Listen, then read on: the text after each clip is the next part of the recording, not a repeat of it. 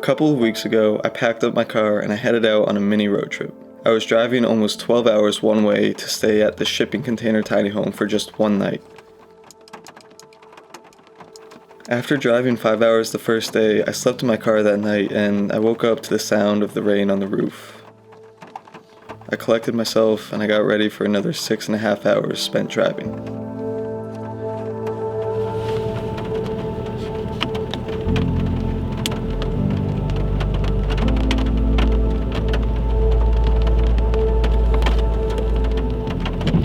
I ultimately ended up driving just over 22 hours in 4 days, which definitely took its toll on me. But I mean, honestly, driving is pretty therapeutic to me for a lot of the time.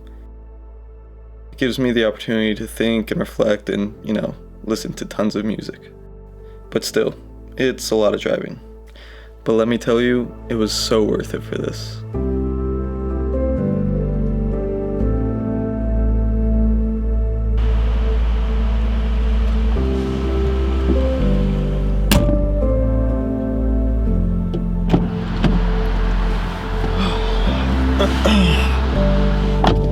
Alright, coffee's made. About 5.5 hours left of the drive out of 11.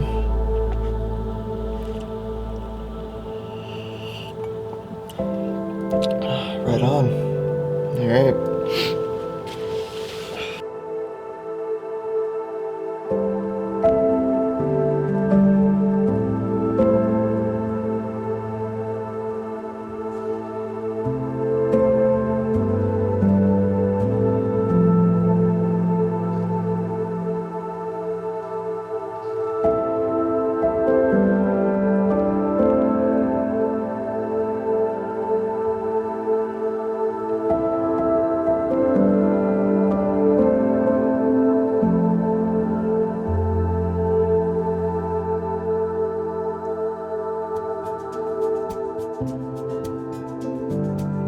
So you might be wondering why I would drive 11 hours one way just for one night stay at a place.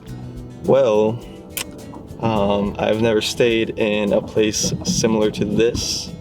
This is my first time ever, and I think you guys are really gonna like it because I know I am. So yeah, let me show you around.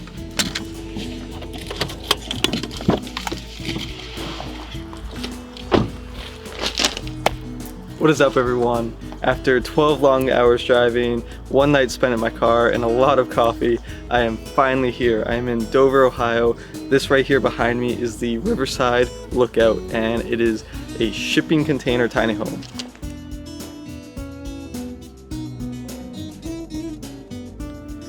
This 300 square foot tiny home was built by Ryan, the owner, herself with the help of friends and family.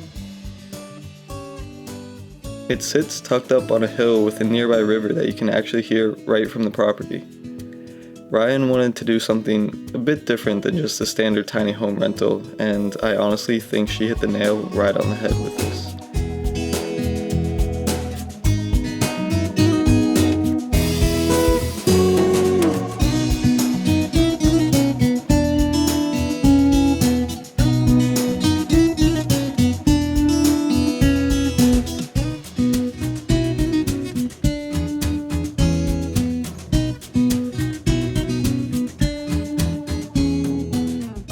Not only am I a real big fan of tiny homes, but I'm an even bigger fan of tiny homes that are a little bit different than the rest, and especially ones that use recycled materials such as an old shipping container.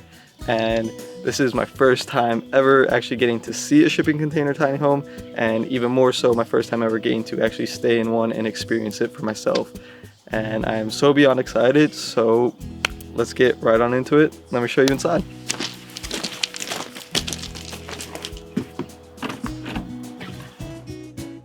The inside of the shipping container features 4 distinct areas, and when you walk in, you're welcomed right into the cozy living room featuring a couch to hang out on and tons of books and board games to keep you entertained.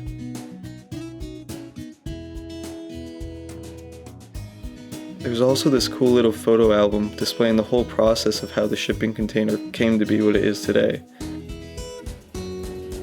It was really interesting to look through and see the whole process from start to finish.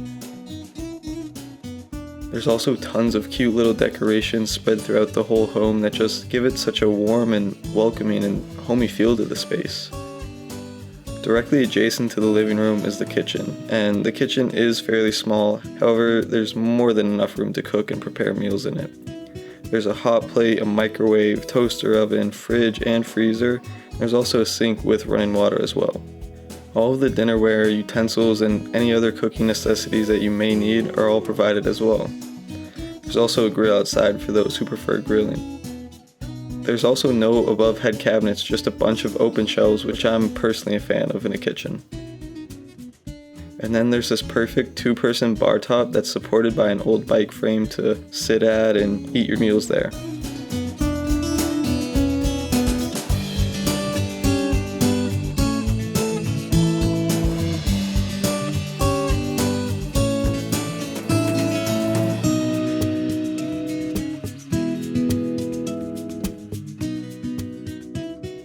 And as you can see, there's plenty of room to chef up some meals in here and even dance around and sing too.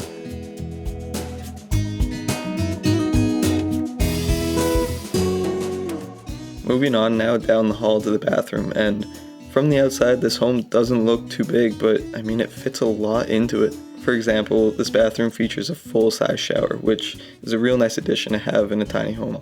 And also, the sliding door is over 100 years old. A lot of the materials used in the building of this home were bought locally or reclaimed at resale shops. And last but not least, for the inside of this home is the bedroom. Now, this bed was unbelievably comfortable, and since this place is only meant for 2 people, there was no real need for a bedroom door.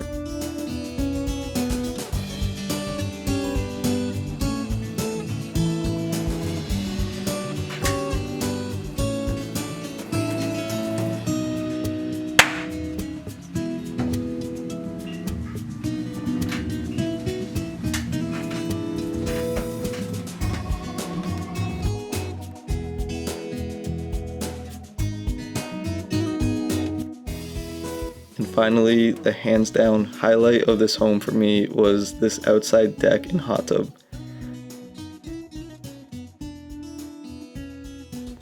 It's just the most ideal spot to wind down any evening and relax as the hot tub washes away any residual worries and stresses that you may have.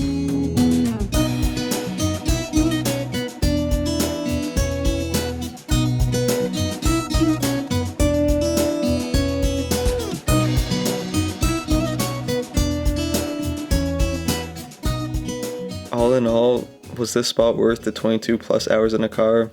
Absolutely.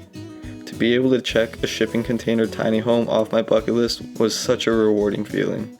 And being able to tell the story of something so unique like this, something that would have been left to rot in a dumpster somewhere, given a second life and more purpose to it.